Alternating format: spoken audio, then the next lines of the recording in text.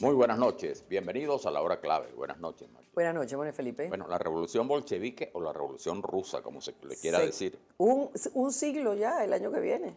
La revolución rusa fue uno de los acontecimientos más importantes del siglo XX. Acontecimiento que está a la par de las dos guerras mundiales o el fin de la Guerra Fría.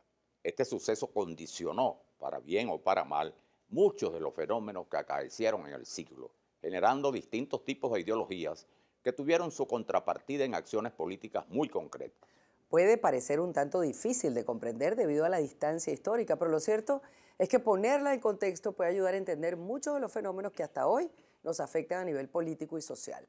La Revolución Rusa significó el pasaje de una organización política de tipo absolutista a una organización de tipo comunista. Esto significa que hubo una reformulación radical de las condiciones en que la sociedad se desenvolvía. Yo vi morir esa revolución.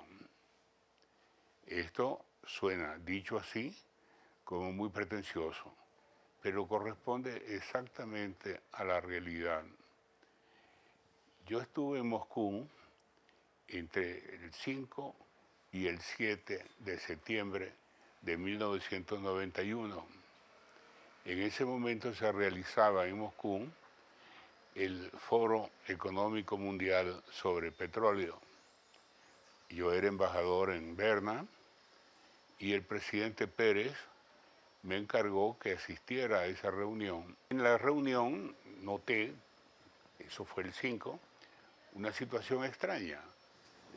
Algunos dignatarios soviéticos que estaban en la tribuna salían y los venían a llamar y se iban, y llegaba un momento llegó un momento en el que no había ninguno de estos dignatarios en la tribuna.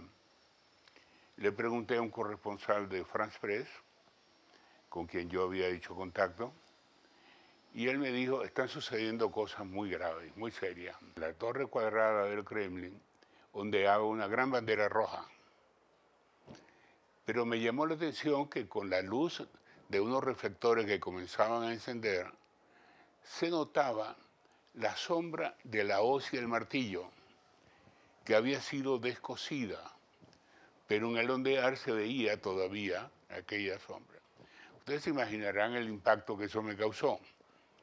Ver en la torre cuadrada del Kremlin una bandera roja a la que se le había suprimido la hoz y el martillo.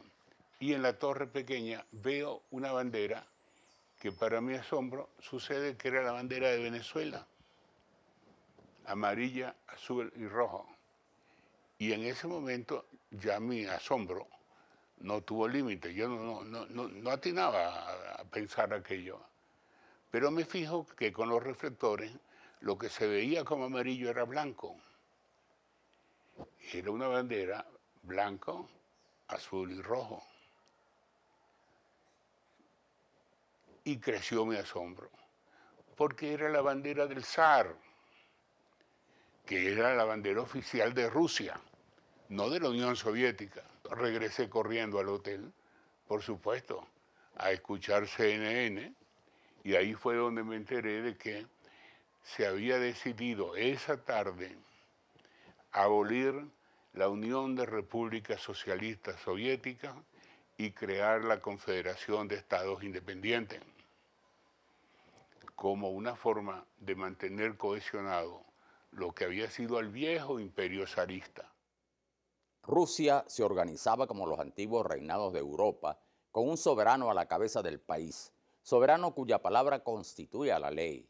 Este soberano, el zar, enfrentó resistencia debido a condiciones sociales imperantes a principios de siglo, hecho que lo llevó a tratar con dureza a quienes se rebelaban.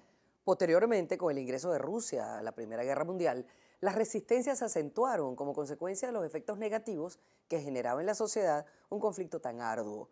Las condiciones fueron empeorando hasta que finalmente una serie de huelgas terminaron en una revuelta que obligó al zar a abdicar. Dadas estas circunstancias, se conformó un gobierno provisional que tenía un carácter conservador, pero mientras tanto la agitación seguía aumentando.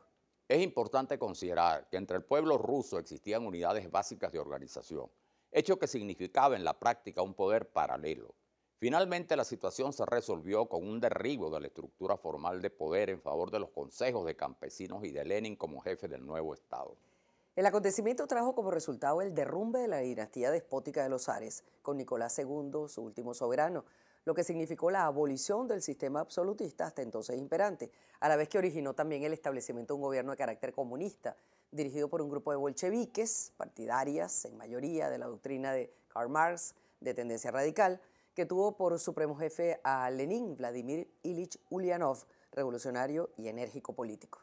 A la muerte de Lenin en 1924 le sucedió Joseph Stalin, quien instauró un gobierno dictatorial, totalitario y vertical por más de 30 años, pero a su vez introdujo grandes reformas que convirtieron a Rusia en una de las potencias económicas, científicas y militares más grandes del mundo. El gobierno de Stalin encumbraría a la Unión Soviética como potencia mundial después de la Segunda Guerra Mundial. Pero ¿cuáles fueron los efectos de esta revolución y cómo se proyectó en la historia que siguió? Justamente para contestar estas preguntas tendremos a continuación a nuestro compañero Julio César Pineda, comentarista internacional de Globovisión. Les recordamos antes de la pausa a todos los televidentes que pueden hacer sus comentarios en nuestra cuenta de Twitter, @lahoraclavepisogb, y a través también del canal de Globovisión en YouTube y Dailymotion podrán tener más información más detallada de nuestra programación.